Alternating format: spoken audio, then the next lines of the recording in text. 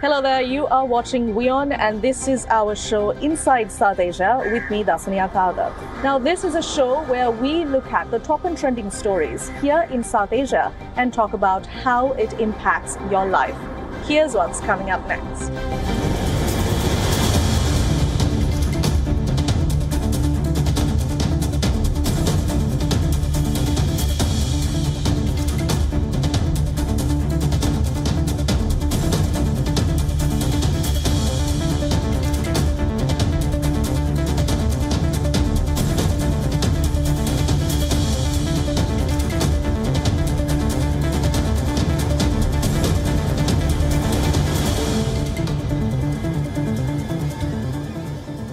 Our top story, Bhutan's king, Jigme Khesar Namgyel Wangchuk, was in New Delhi this week. Now, this visit was aimed at bolstering bilateral ties and further strengthening avenues of cooperation between the two countries. However, the meeting was held amidst concerns over Bhutan Prime Minister's remarks on Doklam.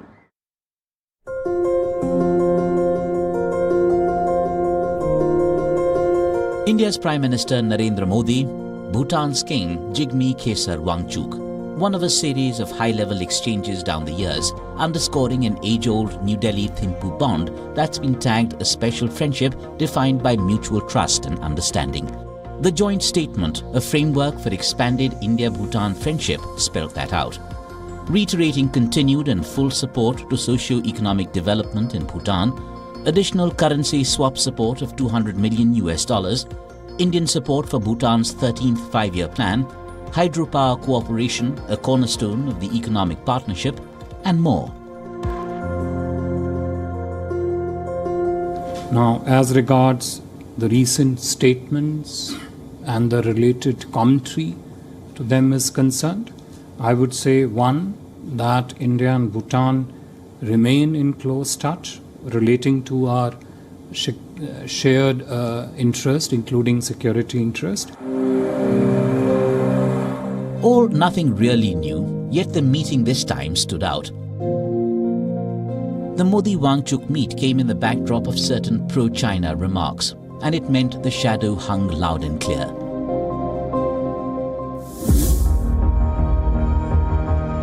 The dispute lies here, the Doklam Plateau at the tri-junction of India, China and Bhutan. India and Chinese troops were involved in a tense 73-day standoff at Doklam in 2017 over construction of a Chinese road in the territory. The issue continues to simmer. India is particularly watchful of a swap agreement between China and Bhutan on Doklam.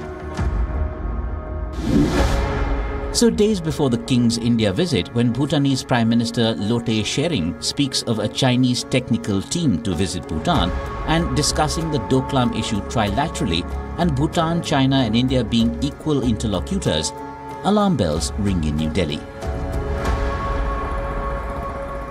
We know that Doklam has been a very sensitive issue for both India and Bhutan, where in 2017 we saw the Chinese aggression, and the Chinese aggression continues, especially when it comes to India and its northern borders, and it looks like Beijing is trying to put pressure on Bhutan as well for a resolution. Prime Minister Tshering clarified days later that there was no change in Bhutan's position and that his words were taken out of context. But the China question mark hangs on. Can the India-Bhutan relationship return to old peaks of trust and partnership? Cracks that appear once do become near impossible to mend. New dimension of terror that India is facing because of Pakistan. Drones flying in drop everything from arms, narcotics, and even fake currency. The latest case from the Jammu region of Jammu and Kashmir was the tip of the iceberg.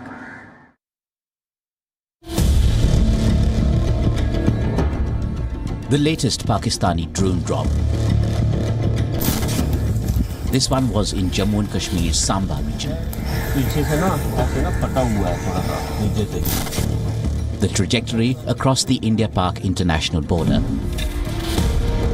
The payload, 3 pistols, 6 bullet magazines, 4 grenades. India's Border Security Force says the arms were meant for overground terror workers. The drone was shot down on a local police alert before it could reach its destination. We are making an inventory and investigating the case. This area falls under the Vijaypur Thana of Samba district. We will investigate and see who this arms and ammunition was being handed over to. This one wasn't the first, it won't be the last. For the last year and more in particular, BSF Jawans have been alive to the frequent buzzing sound, pointing at another drone entering Indian airspace from the Pakistan side. The number of Pakistani UAVs on stealth arms and drugs drop missions have been put at anywhere between 110 and 191 in 2022. That's more than double the year before.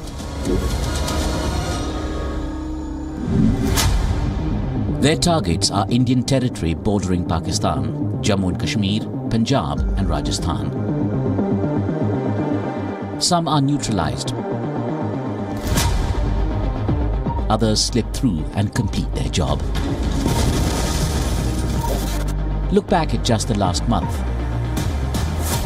On the 24th of March, BSF men recovered 5 Austria-made Glock pistols and more than 90 rounds of different caliber bullets along the international border in Punjab. The same day, another large cache of arms was found in a packet near the international border. On the 11th of March, BSF personnel recovered a bag with 3 kilograms of heroin in Amritsar. On the 10th, BSF recovered arms, ammunition and contraband items also in Punjab's Gurdaspur. And on the 7th of March, 2.6 kilograms of heroin were drone dropped in Sri Ganganagar, Rajasthan. Made in China, used by Pakistan errand boy drones bring in everything from assault rifles and pistols, military-grade explosive RDX, IEDs such as tiffin bombs and sticky bombs, drugs and fake currency. As I said, the threat keeps evolving, and the enemy also tries to evolve and come up with new things, new technologies. So sticky bomb, of course, is nothing new. It has been used before also. And perfume ID is something which has come up. So my point is that whenever any such threat emerges, all the stakeholders sit down, put their heads together, and we try to neutralize that threat before it can do any damage. Frequent Pak drone incursions are seen as symptomatic of a frustration arising out of militant infiltration drastically pulled down. Besides the fact that for Pakistan they mean lower cost and less militant lives in jeopardy. Security analysts have raised concern on this being India's biggest challenge on the Western Front going forward.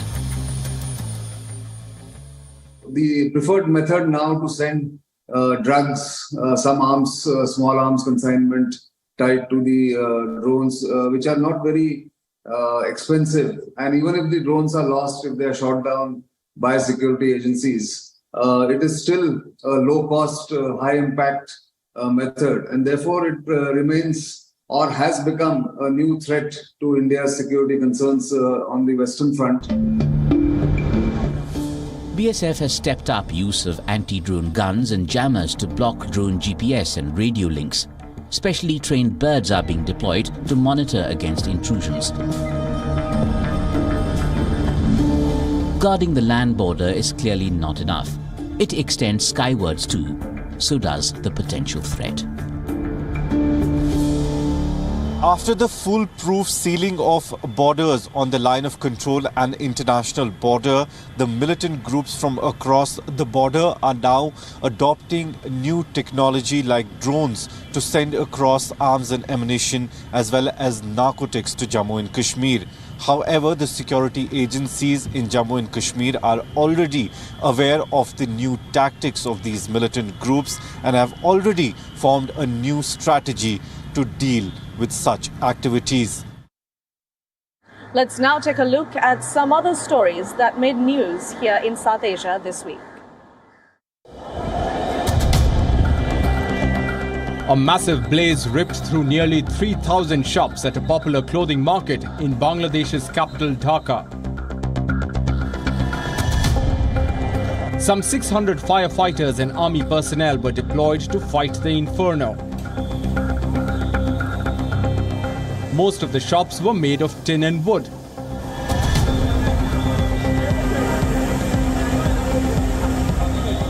The fire broke out around 6 a.m. when the market was empty. No casualties have been reported. Shopkeepers who had made big investments ahead of the shopping season around Eid ul-Fitr have reported huge losses.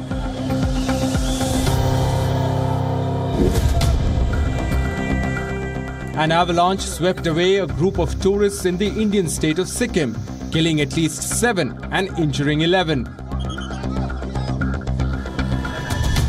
Rescuers pulled out at least 23 people from the snow and took them to a hospital for treatment.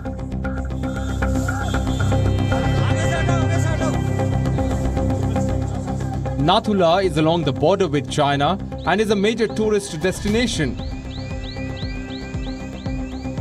A series of avalanches in the Indian Himalayas over the last 2 years have killed at least 120 people.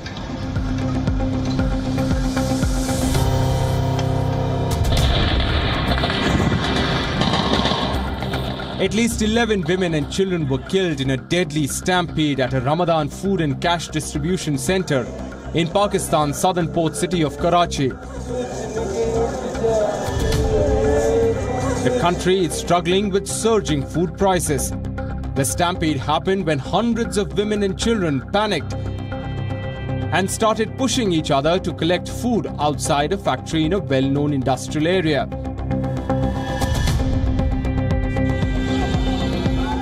Business owners often distribute cash and food, especially among the poor, during the Islamic holy month of Ramadan.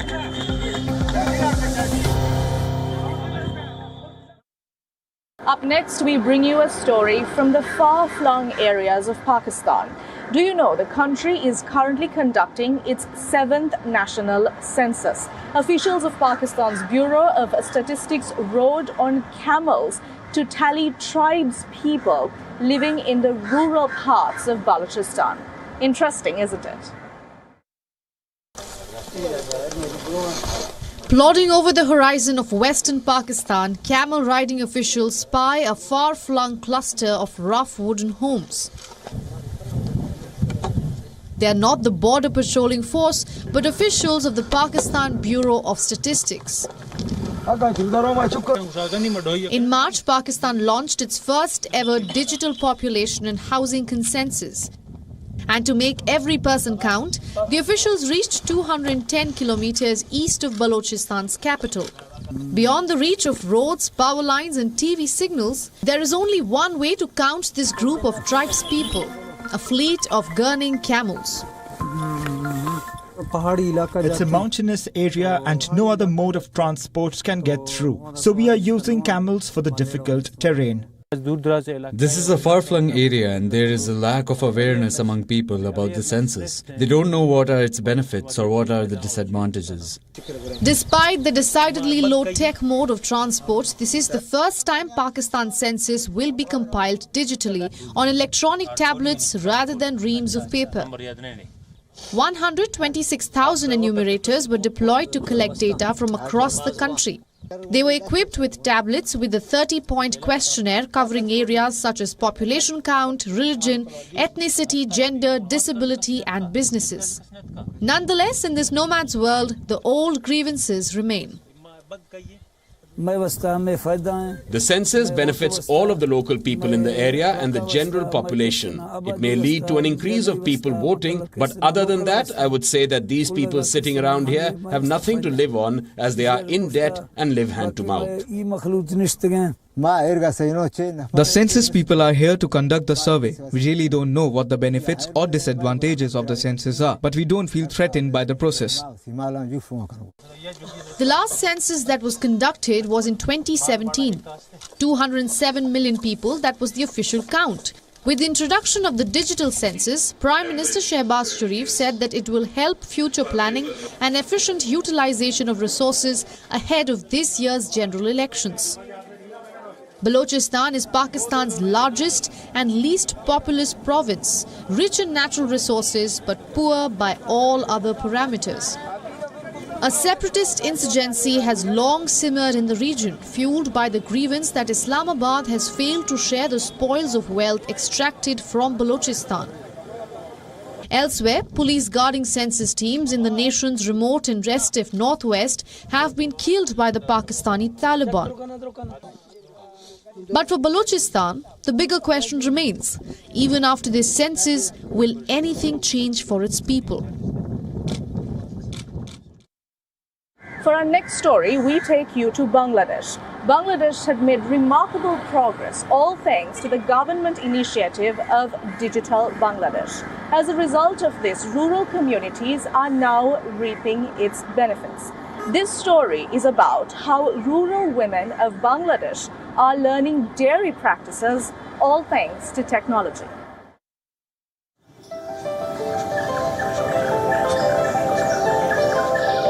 This is the Digital Village Service Centre in the rural district of Lahiri Mohanpur in Bangladesh. Promoting innovation and connectivity, a cooperative-run digital program is aiming to transform the lives and livelihoods of smallholder dairy farmers and processors. Meet 32-year-old dairy farmer Sadhuna Haldar, who often face challenges brought by high feed costs and a lack of market access. She could not earn enough to provide for her 4 children.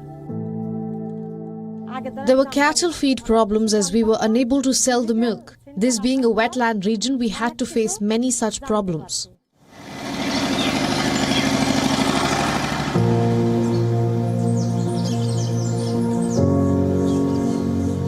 Women dairy farmers in Bangladesh are struggling to grow their businesses as they lack access to markets, loans, digital technology, and information. This is where the Food and Agriculture Organization of the United Nations, FAO, comes into the picture.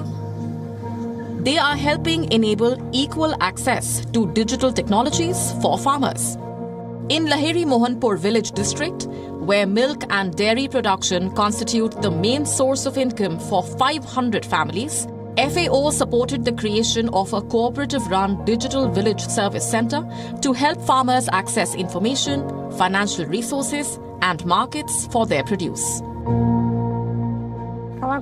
There were a lot of things I didn't know before. After the Digital Village Service Center came here, I learned many things. The Digital Village Service Center keeps account of loans and keeps track of how much milk the cattle produce. As part of the Digital Village Service Center's training programs, both young women and men farmers are taught how to use the main tools for writing, communicating, and keeping track of their economic activities. Women are receiving financial assistance and support in using social networks to sell their products, thus reducing marketing and transportation costs and increasing family incomes. After the training center was established here, our area has been developed. Coming here is an opportunity for me, which is why I am so proud of myself. So we're able to help female farmers very specifically access real-time information on product pricing, so the cost of or price of dairy on any given day, real-time information on weather challenges, so they have real-time forecasting of challenging weather events that may impact their production, early warning systems, access to pest management, et cetera, et cetera. So there's a lot of services that come through the Digital Village Center that are now accessible to all the female farmers within these associations.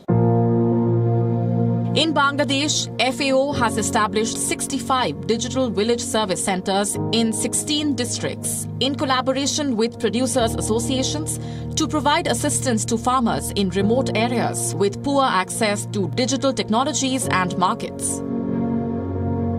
The second largest economy in the region has grown exponentially over the past few years. From being one of the poorest nations at birth in 1971, Bangladesh reached lower middle income status in 2015. It is on track to graduate from the UN's Least Developed Countries or LDC list in 2026. Helping these farmers achieve better production through digital agriculture is just that one progressive step in its development story. Well, that brings us to the end of this edition of Inside South Asia. Hope you enjoyed the show. Do join us again next week where we bring in all the action from the region. Signing off, I'm Dasuni Athauda. Thank you for watching.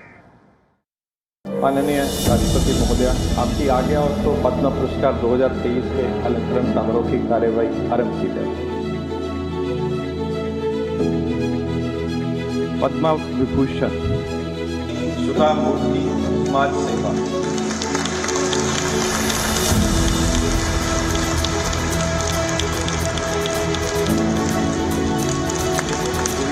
बरकत मणि कीरवानी कला संगीत